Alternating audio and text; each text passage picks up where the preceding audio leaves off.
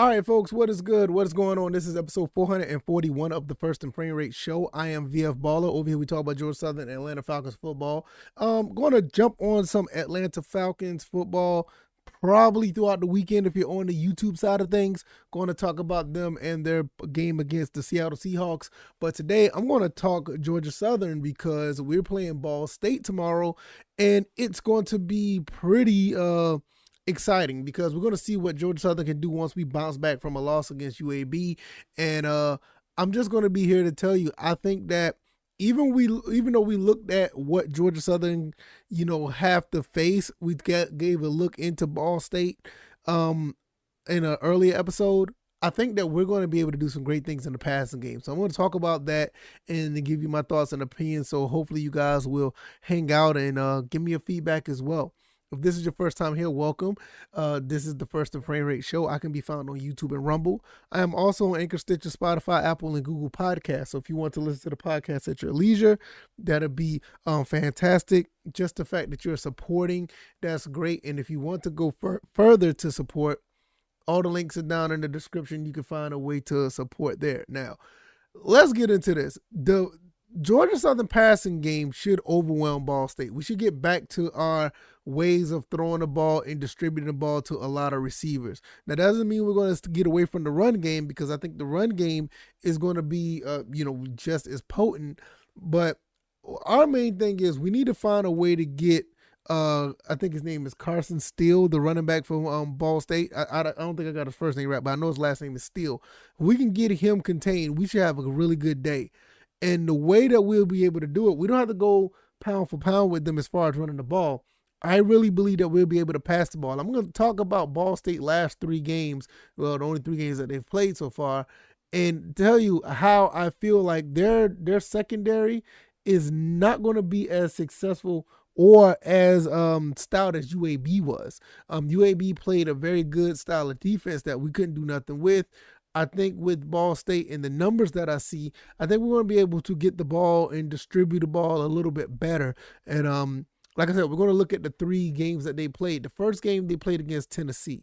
Tennessee was able to distribute the ball to 10 different receivers.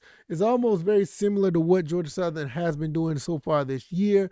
And if we can get some separation, which I think we will be able to, we can get some separation against Ball State, we should be fine. The quarterbacks for Tennessee, because they played more than one, they combined 27 to 35 for 351 and 3 touchdowns. And one of their players, one of their quarterbacks only made 1 incompletion. And it's really telling, because I know Tennessee, their talent is slightly, I ain't gonna say slightly, is above Ball State, obviously. But when you looking at this, their secondary just had no answer for what they was able to do. I'm looking at the stats here. I don't see any passes defended or anything like that. I could be wrong. They did not have any interceptions. So that game was pretty much what it was. 351 through the air. Kyle Vantrease can do that in his sleep. I know I'm being kind of funny with that, but Kyle Vantrease has been throwing the ball very well for the Georgia Southern Eagles with the receivers that he have. The next game they played against Western Michigan. They lost that game 37-30. In that game, the quarterback for Western Michigan was 25 of 43, 230 yards, 1 touchdown, 1 interception. So with that being said, they had 1 receiver over 100 yards, and that was Crooms. Crooms had 10 catches for 102, and he distributed the ball. Salopek, I think that's how to say his name, the quarterback for Western Michigan, he distributed the ball to 1, 2, 3, 4, 5, 6, 7, 8 different receivers, and all of them, I ain't gonna say all of them had more than 2. Well, all of them but 1 had 2 or more catches. So you can see where I'm going at. Now, the 1 interception that they did throw, that was King. No, I'm sorry. I'll take that back. Was I want to say his name correctly because it's Amici Uzadamina. And he seems like he's one of the top cornerbacks for their team. So he had the interception, and but that's pretty much it. Everything else was a wash, and I didn't see anything else that stood out. Amos did had a couple tackles for loss. They didn't get any sacks in this game, but tackles for loss is something that we may want to look into because we do have a situation where we do have we do have an issue with, the running backs not getting in a rhythm. We usually find a way to get, big gains in the running game. But I think our offensive line will be pretty fine with that. But that is something you may want to look into. Overall, what these guys were able to do was pretty good. Another 100-yard, another 100-yard receiver with 10 receptions. Also, they gave up over 200 yards rushing. So Ball State defensively is not necessarily where we may think it is. And I know we don't want to downplay any team because any team can get beat at any time. But outside of their running back, still was able to do some things against Western Michigan. Also, Paddock did throw for over 300 yards. So I don't know what to say about that. It was on 41. It was 24-41, 2 touchdowns. QBR was 49. I don't know what you take out of that. I just don't know because it's slightly over. And slightly over 50% of his passes. Not necessarily sure what to take from that. Now, also, when you want to look at the Murray State game, when they played against Murray State, this is where Ball State pretty much shined for the most part. They were able to blank the Murray State Racers 31-0. And in this game, Paddock looked pretty good. But what I'm really want to look at is defensively, what they were able to do. And now in this game, they were able to get some interceptions. I think Nick Jones had 2. And I think that one of the other guys, no, it was just 2. So Nick Jones had 2 interceptions. But Murray State is an inferior football team. Their quarterback was 7 of 22 for only 57 yards. I don't even know what type of offense they run, but it looked like they did absolutely nothing. And I said with all due respect, Murray State just was no match for them. Now, I don't know what to take from this game because it was Murray State. Paddock was 27-44, so they were able to move the ball. But when it looks at the way that they did the way that they were able to distribute the ball, Murray State was able to distribute the ball. You don't have much of anything here. That's just straight bad quarterback play in my opinion. You only completed 7 passes, and you had 2 interceptions as well. I don't know what to take from this game, but for the most part, Ball State did their job against Murray State. So the only thing I can really fall back on is the Western Michigan game and the Tennessee game. Once again, the Tennessee game was just a shellacking, 59-10. They weren't able to do anything as far as defensively. They gave up over 350 yards passing, and I just don't know what to take from that. It's just the defense themselves is just not that good. At the end of the day, the Ball State defense isn't as good. They're going to be leaning on their running back, if anything. They're going to be trying to lean on him, and we have a problem tackling. So that is something we may want to try to tighten up. But as far as the passing game goes, we should be able to do pretty fine. I'm looking at a situation where somewhere around what Tennessee has done, Kyle Vantrease should be able to do this because we do have, I believe we have better talent than the Western Michigans in the Murray State of the world. But we also have we also have talent that's slightly, and I'm being biased, probably slightly lower than Tennessee. I mean, Tennessee does look good, but we have like a plethora of receivers that can make some moves and do some things. So I kind of expect Vantrease to do some things, and actually I wouldn't be surprised if he throws over 350 yards. With maybe 3, maybe 4 touchdowns.